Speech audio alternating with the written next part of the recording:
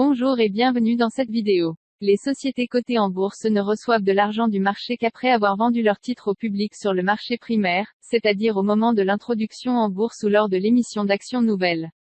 Après quoi, ce sont les actionnaires qui achètent et vendent ces titres sur le marché secondaire. À ce stade, l'entreprise émettrice ne retire aucun bénéfice financier direct de ces transactions.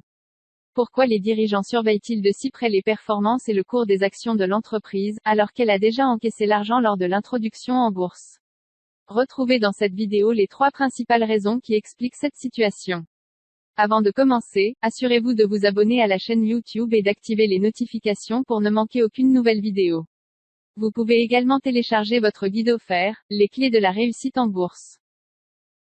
Raison numéro 1, la direction est elle-même actionnaire. La plus évidente raison de l'attention des cadres d'une société sur les cours de bourse est qu'ils y ont généralement un intérêt financier.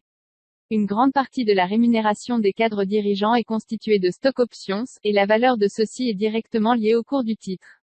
De même, comme dans de nombreuses entreprises cotées, les salariés bénéficient d'actions à prix réduit.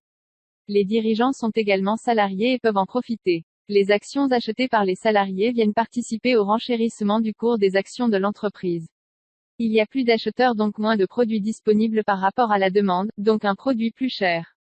C'est la loi de l'offre et la demande. Lorsque le cours des actions de l'entreprise augmente, les actionnaires peuvent décider de faire une prise de bénéfice, c'est-à-dire vendre une partie de leurs actions afin d'augmenter leur trésorerie et éventuellement racheter les mêmes actions lorsque leur cours aura baissé, ou alors acheter des actions d'une autre entreprise. Raison numéro 2, un cours des actions élevé, c'est un financement de l'entreprise plus facile. La bourse est aussi le baromètre de la santé de l'entreprise. Les analystes financiers suivent l'entreprise en permanence. Leurs analyses sont publiées et intégrées dans les cours. Pour cette raison, les créanciers ont tendance à privilégier les sociétés dont les actions ont un cours élevé. Ce traitement de faveur est en partie dû au fait qu'il existe un lien entre les revenus d'une société et le cours du titre. Sur le long terme, des bénéfices stables sont la preuve que la société restera solvable. De même, une entreprise qui réalise des bénéfices peut distribuer des dividendes, ce qui attire les investisseurs. Par conséquent, une entreprise dont le titre se porte bien peut emprunter de l'argent à taux d'intérêt plus bas, ce qui accroît mécaniquement le taux de retour sur ses investissements. Cela est dû aux agences de notation qui lui attribueront une meilleure note. Plus sa note est élevée, plus le risque est faible. Les investisseurs et les organismes de prêt ont plus confiance dans l'entreprise quant à sa capacité à rembourser l'argent emprunté tout en versant un intérêt. Un bon parcours boursier devient aussi un atout lorsque l'entreprise cherche à lever à nouveau des capitaux en bourse. Si son titre est apprécié, les nouveaux titres qu'elle émet trouveront facilement acheteurs et à un bon prix.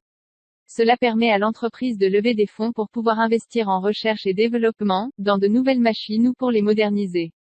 De ce fait, elle n'utilise pas son propre cash disponible mais celui récupéré sur les marchés financiers via la vente d'actions nouvellement émises. Raison numéro 3, un cours des actions élevé protège contre les OPA et les fonds vautours.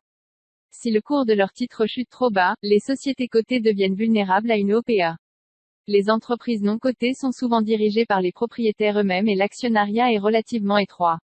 Si les actionnaires ne veulent pas vendre, l'entreprise ne peut pas être rachetée. Fin de l'histoire. Dans le cas d'une entreprise cotée, les titres sont détenus par d'innombrables actionnaires, qui peuvent aisément vendre à tout moment, comme par exemple lors d'une panique boursière, où tous les petits investisseurs réagissent sans analyse et vendent leurs titres. Les entreprises comme les fonds vautours qui souhaitent racheter les titres n'ont plus qu'à attendre que le cours baisse à un niveau qui les satisfait et réaliser une OPA.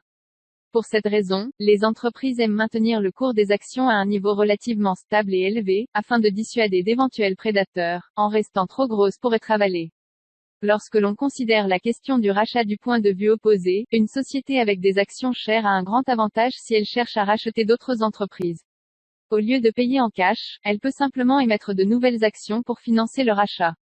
Les titres sont alors utilisés comme une monnaie surévaluée. À l'inverse, dans le cas où ces titres sont sous-évalués, il vaut mieux payer en cash.